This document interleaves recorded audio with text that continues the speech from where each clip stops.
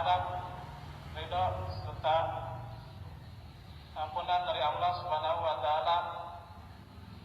Segala puji bagi Allah yang telah memberikan kepada kita segala kenikmatan, baik kenikmatan lahir maupun kenikmatan batin, serta dengan rahmat, hidayah, dan karunia-Nya kita diberikan kesempatan,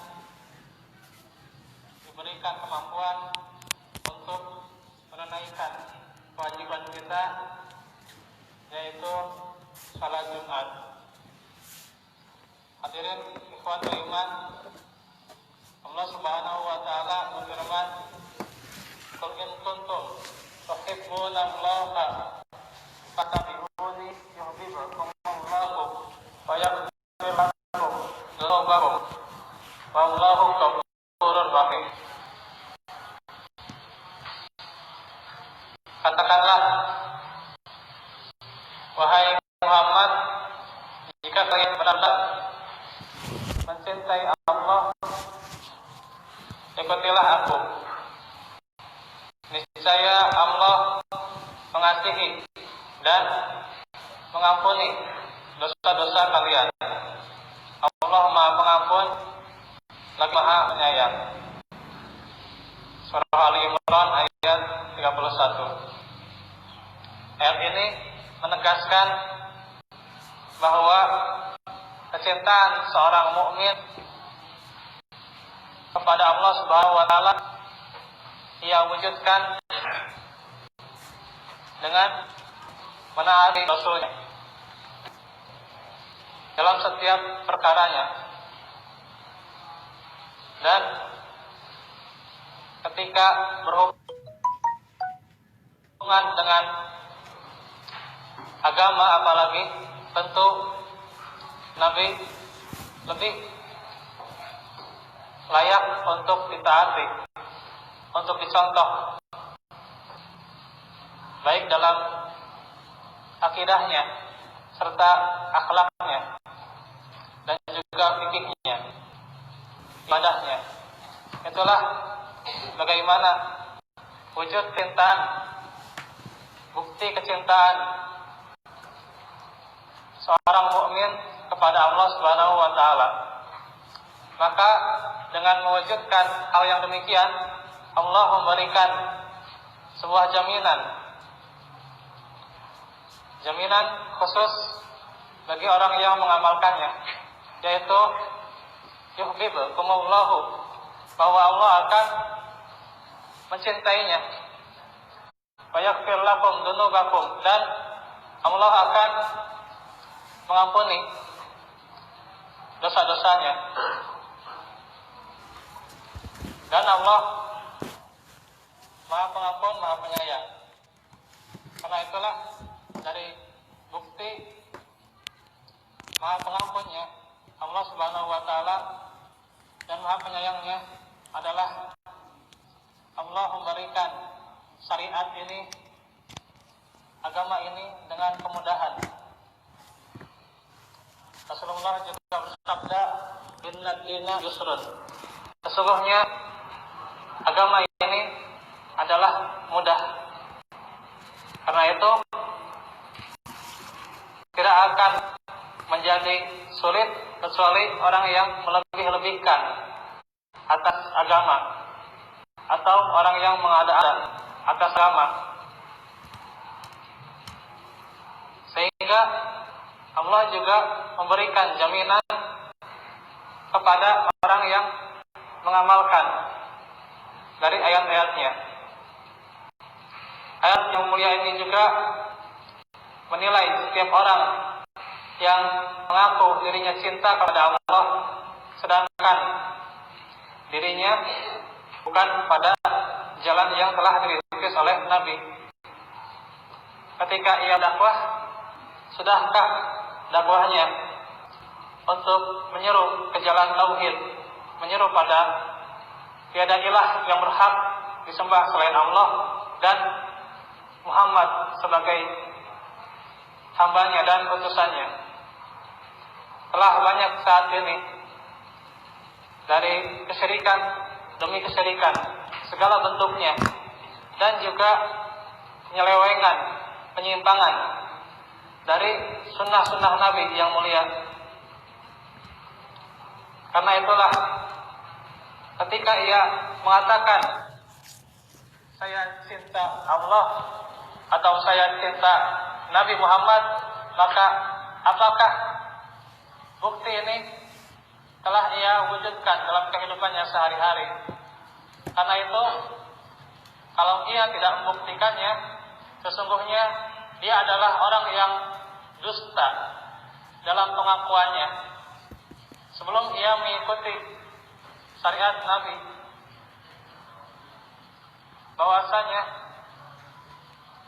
saat ini sungguh Allah telah membukakan jalan yang mulia kepada Islam, dan Allah membuat Islam ini semakin tegak. Hanya saja bagaimana apa yang dilakukan seharusnya sesuai dengan sunnah. Karena barang siapa yang tidak mengamalkan sunnah, maka amalannya tertolak. Rasulullah bersabda, "Man amila amalan laisa alaihi amruna fahuwa raddun."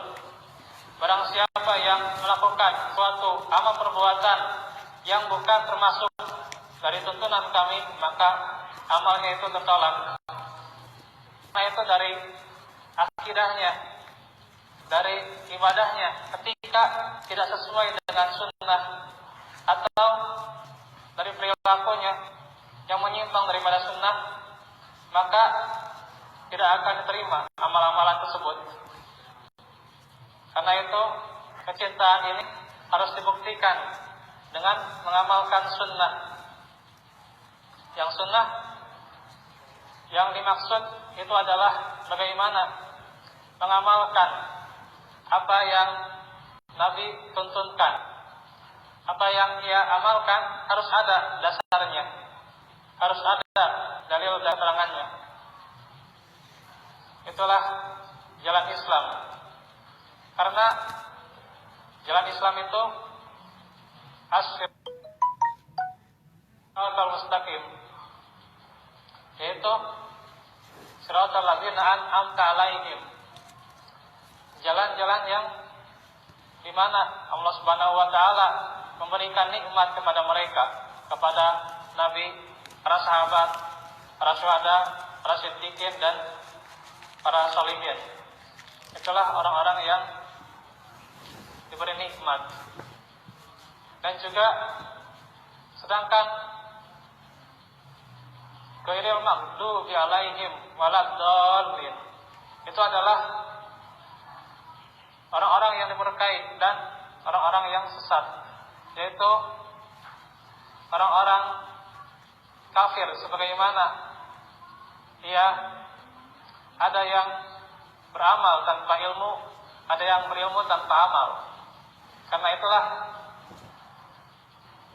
umat muslim tidak boleh termasuk dari golongan yang kedua barusan, sehingga ia berada dalam jalan siratal mustaqim.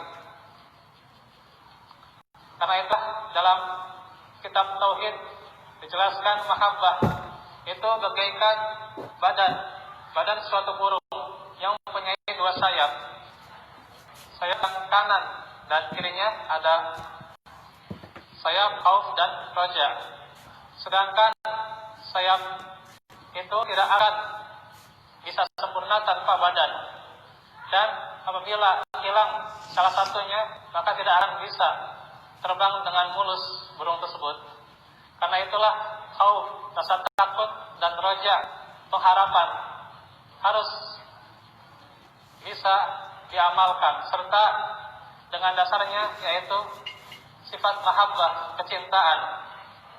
Dan tidak akan diterima amalan seorang muslim tanpa mahabbah, sebagaimana tidak akan bernilai seorang ibu kepada anaknya tanpa rasa cinta. Begitu juga seorang ayah kepada istrinya tidak akan bisa bernilai seorang suami ketika tanpa rasa cinta itu.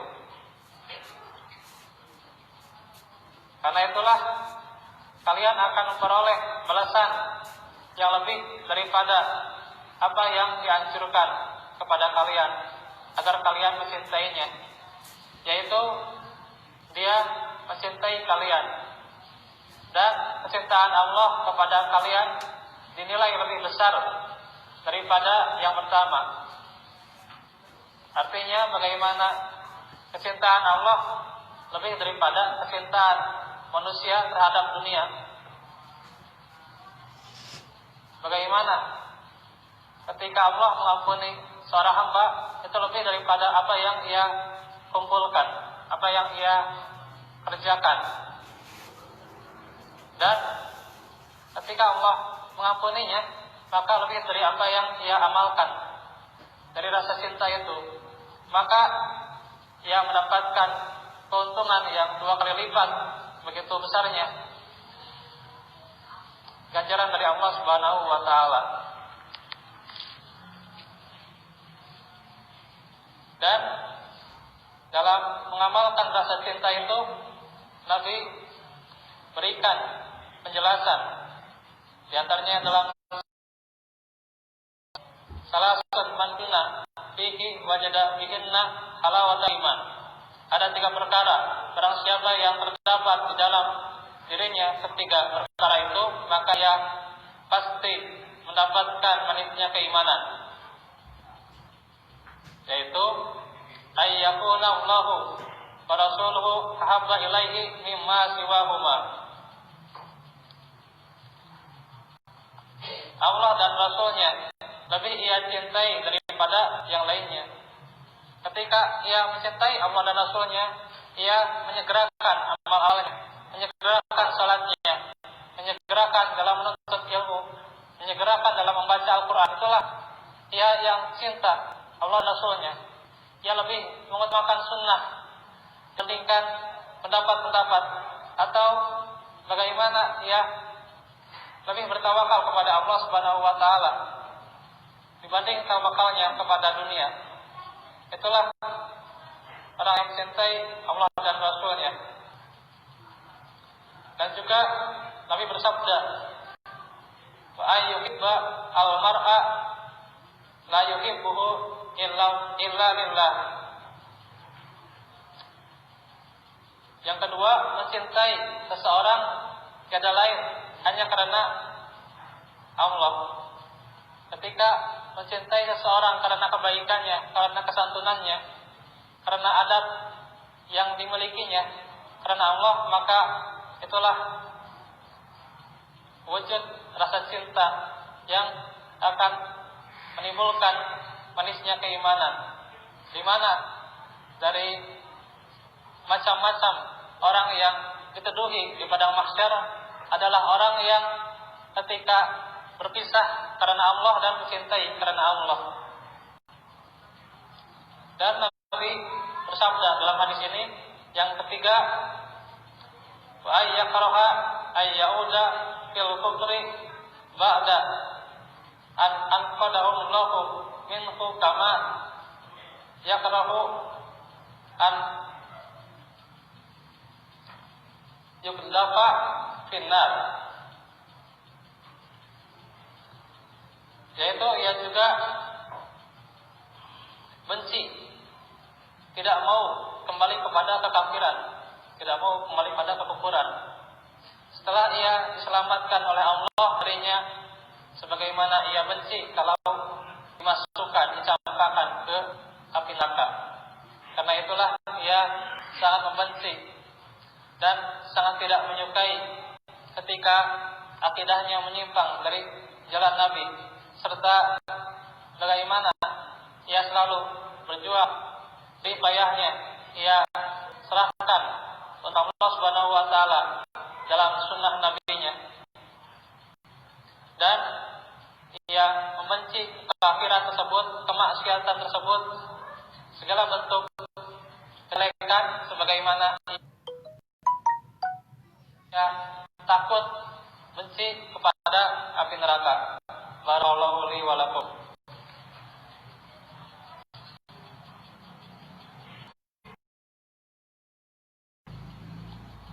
Alhamdulillahilladzi arsala rasulahu bil huda wa dinil haq yuzkahu ala dini kullih wa kafa billahi wakila.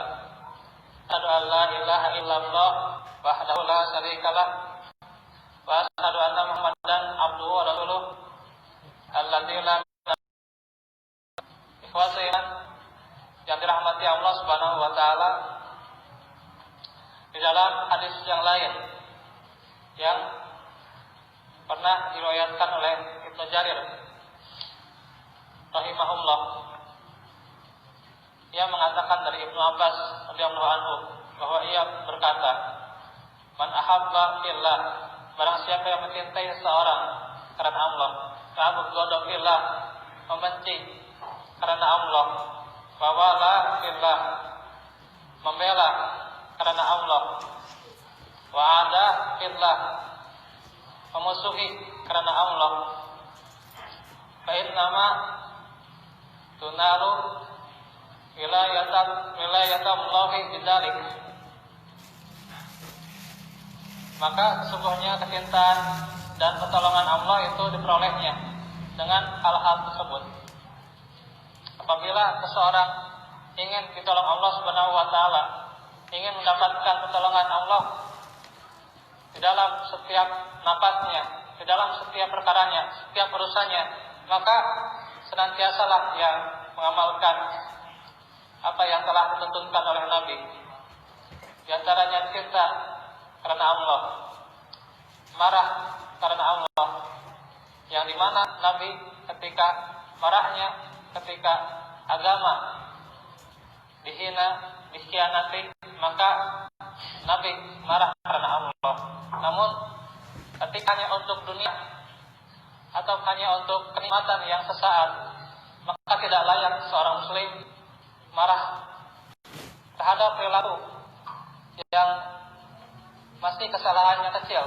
Maka seorang muslim tidak layak marah, karena bagaimana wasiat Nabi kepada salah satu sahabatnya yang ia meminta wasiat tersebut, maka Nabi mengatakan padanya, la takdub, la takdub, la takdub.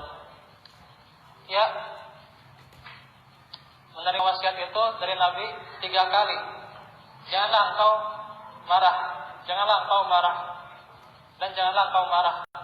Karena itulah ketika menemukan perilaku kesalahan itu kecil, walaupun kesalahan itu misalnya besar pun, maka selama ia tidak menyimpang daripada agama, maka tidak selayaknya seorang muslim memarahinya. Ia memberikan mau'izah hasanah, nasihat yang baik, dan ia menasihati secara rahasia, tidak ditampakkan kepada orang banyak, sehingga nasihat itu akan mudah diterima oleh orang yang menerimanya. Dan juga yang lainnya bagaimana membela karena Allah, yaitu ia senantiasa menuntut ilmu dan juga senantiasa beribadah kepada Allah, karena hakikatnya membela kalimat tauhid adalah dengan mengagungkannya, yaitu ia tidak hanya zahirnya semata, tapi batinnya ia mempelajari asma-asma Allah, nama-nama Allah, pelajari asmaul husna, dan juga ia senantiasa menyebut Allah dalam zikirnya dan disertai dengan kekhusyuan, serta bagaimana ia memusuhi karena Allah, yaitu ia memusuhi perbuatan-perbuatan maksiat karena Allah. Maka kata Nabi, sesungguhnya kecintaan dan pertolongan Allah itu diperolehnya dengan melakukan hal-hal tersebut. Dan kata Nabi, walan yajida abdul ta'mal iman bain kasrat salatuhu wa shaumuhu hatta yakuna kadzalik. Dan seorang hamba tidak akan bisa menemukan lezatnya iman meskipun dia melakukan sholat dan saum. Begitu sangat agungnya syariat Islam ketika dengan rasa ini, dengan kerinduan ini, maka akan mengalahkan sholat dan saumnya. Karena itu ada orang yang banyak melakukan ibadah tetapi tidak bermanfaat sholat dan saumnya. Karena itulah seorang muslim harus bisa menjaga dari sholatnya, menyegerakannya, dan giat dalam mendirikannya, serta ia berbenah pada dirinya untuk memperbaiki akhlaknya. Itulah ia agar bisa menikmati keimanannya. Dan Nabi terakhir mengatakan, waqad sara amatu mu'aqati an-nasi ala amri dunya wa dzalika la yusdi ala ahli sayyi'at. Yang pada umumnya persahabatan yang dijalin di antara manusia dibangun atas dasar kepentingan dunia, di mana kebanyakan rasa kecintaan yang dimiliki oleh orang-orang saat ini hanya karena kepentingan dunia. Punya teman bisnis, punya teman karir, atau teman sejawatnya, kebanyakan hanya karena perkara dunia. Tapi jarang sekali untuk mengingatkan kepada amal soleh, untuk senantiasa beramal agar selamat dunia dan akhiratnya. Dan ketika perkara itu hanya dunia saja, maka Nabi mengatakan bahwa itu tidak akan berguna sedikit pun baginya. Karena itulah sebagai seorang muslim sudah sepatutnya kita untuk memperbaiki niat kita dan juga meluruskan keikhlasan kita agar kita senantiasa untuk aktivitas dan juga aspek yang kita jalani itu senantiasa menggapai keridhaan Allah Subhanahu wa taala. Maka dirinya akan bisa untuk memperbaiki, mentarbiyah dirinya, mendidik dirinya agar senantiasa dirinya dan juga orang lain berada dalam ridha Allah Subhanahu wa taala. Itulah yang bisa saya sampaikan dalam khutbah Jumat pada kesempatan siang ini. Semoga bermanfaat. Walafu minkum. Rabbana atina fid dunya hasanah wa fil akhirati hasanah wa qina adzabannar. Rabbana hab lana min azwajina wa dzurriyyatina qurrata a'yun waj'alna lil muttaqina imama. Rabbana